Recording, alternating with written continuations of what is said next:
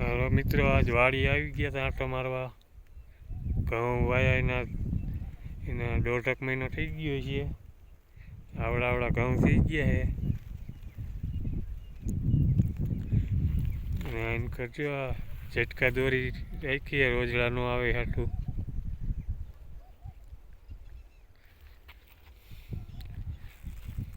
ત્રણ પાણ પાયા છે.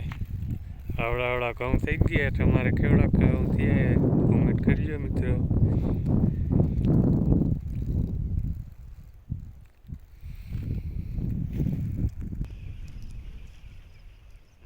રોજડા ઘઉંમાં આવી જાય એટલે પટ્ટી મારી એટલે પટ્ટી પવનની ફળફળ થાય ને એટલે રોજડા બીજે એટલે ન આવે.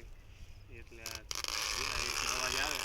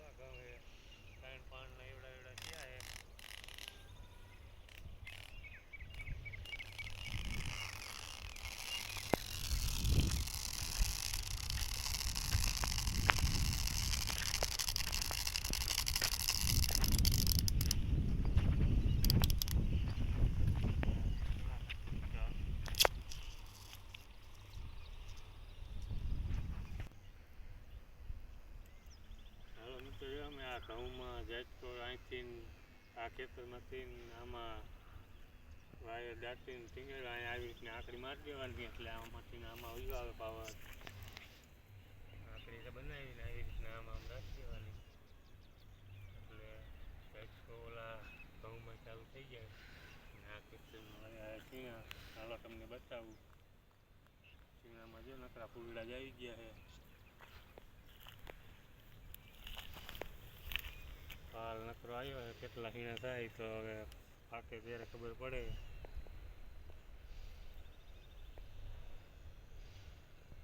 અને હજી એક ટકાનો રજકો આવ્યો છે. હાલો રજકામાં જોઈ આવી કે વાટ આવ્યો કે નહીં ને વાટ્યો કેટલો.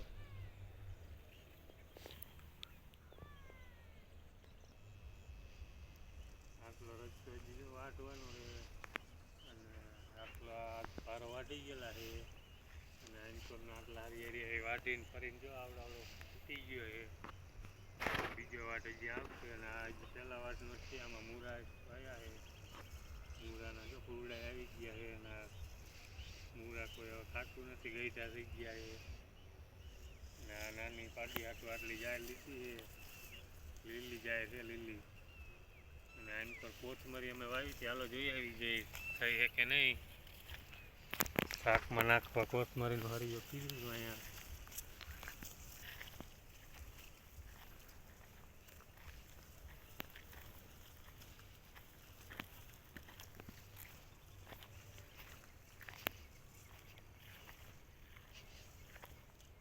આપણી કોથમરીનો કેળો જો નાનો એમાં નકરી કોથમરી છે. કેમેરામેનને કહી આપણે નજીકથી કોથમરીનો સીન લઈએ એટલે કોથમરી દેખાય હરખી હરખી લીલી શ્યામ.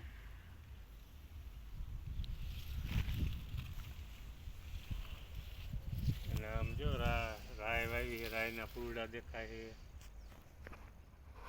અને મેથી હાલો એની પર મેથી દેખાડું તમને.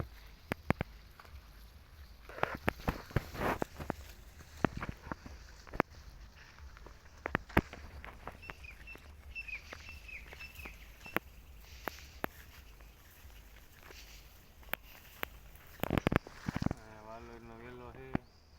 ફૂલડા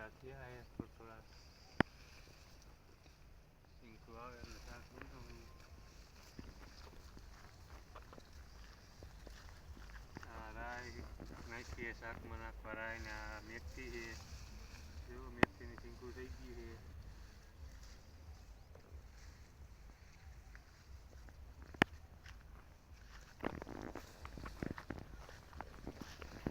અહીંયા પણ આપણે આ વાલોડનો વેલો છે એમાં ફૂલડા નકલા રહ્યા છે.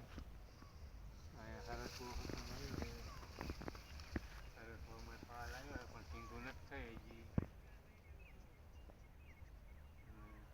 આ જાંબુડો છે રાવણો, નવા પાંદડા કાઢી ગયો છે. આ ઝાડવાનું નામ તો આવડતું નથી, તમને આવડતું હોય તો મિત્ર કીજો આ ઝાડવાને નામ શું છે, અમને તો ખબર નથી તો વાવી દીધું છે. ને આ અમારી વાડી છે બધી મેથી વાવેલી હોય પર લાઇટના ટીસી છે, ઝાટકો મૂકેલો છે. અમારી વાડી કેવી લાગી કોમેન્ટમાં બતાવજો. જય માતાજી. બીજો વિડીયો આવતા અઠવાડિયે બીજો વિડીયો બનાવશે પછી મૂકશું યુટ્યુબમાં.